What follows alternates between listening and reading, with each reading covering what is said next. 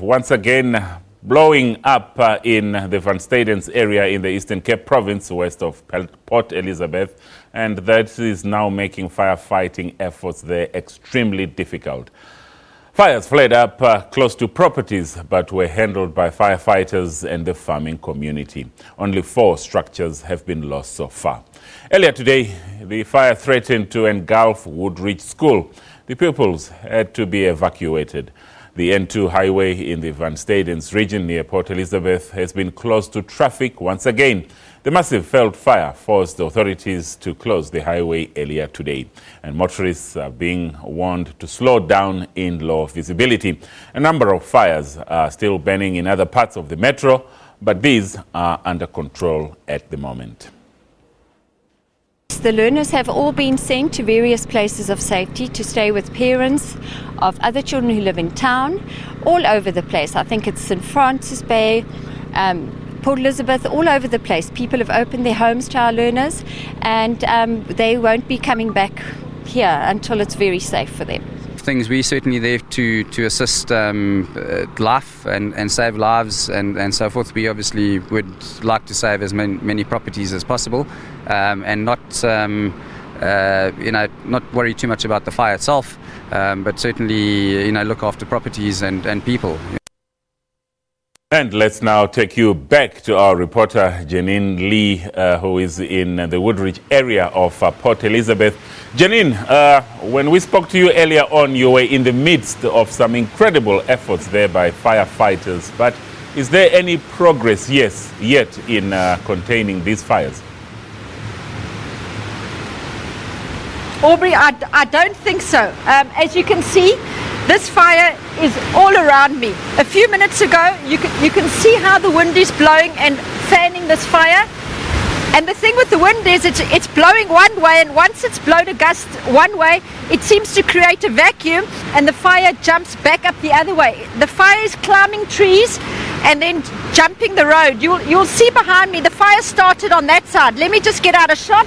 And you can see now it's already moved across this road, and it's now burning on this side, which is making firefighting efforts by firemen and volunteers extremely difficult. Just to give you some feedback, we've heard that African Dawn, the animal sanctuary that is just off the N2, that is currently being evacuated as we speak.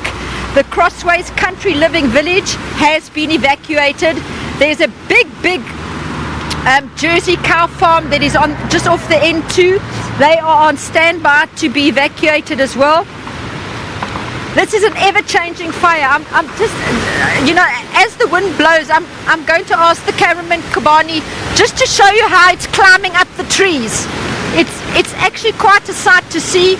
We have kept moving positions. We were probably half a kilometer down the road waiting to cross to you.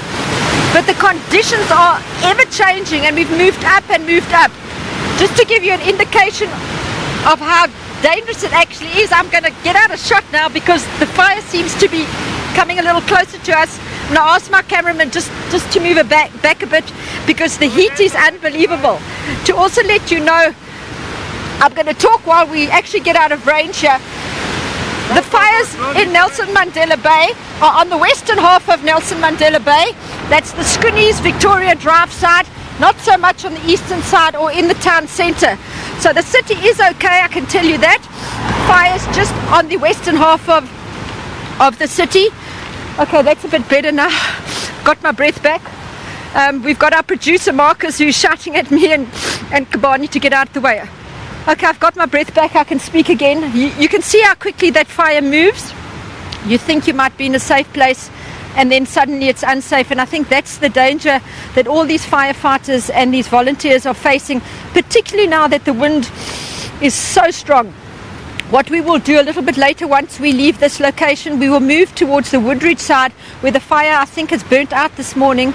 They've set up the Joint Operations Centre there. We will go there and we will get an update, a more overall view, so when we cross to you again, we can give you a slightly more comprehensive idea of how things are burning. But it's going to be a very, very long night for firefighters. I've had reports that on the N2 that cars have just pulled off They stopped. People are sitting trapped in their cars. There's smoke all around them. There's no fire. But because the visibility is so bad, they've been unable to get to their destinations. And I've heard that they are absolutely petrified. And there's nothing they can do because it's actually really dangerous. If they start to drive, they can go straight into the car in front of them and cause massive accidents. So people have just opted to stop in their cars and hope that they will be safe and that the moment will pass. The NT2 has been opened and closed. When we spoke to you about an hour ago, it was closed. It is still closed, and the fire is moving at a rapid speed. From us here, just off the N2, on the outskirts of Port Elizabeth, it's back to you in the studio. All right, many thanks to our reporter once again, Janine Lee, doing a great job in the Woodridge area of Port Elizabeth. That's where those raging fires continue to create havoc, and we will, of course, be bringing you more from that region.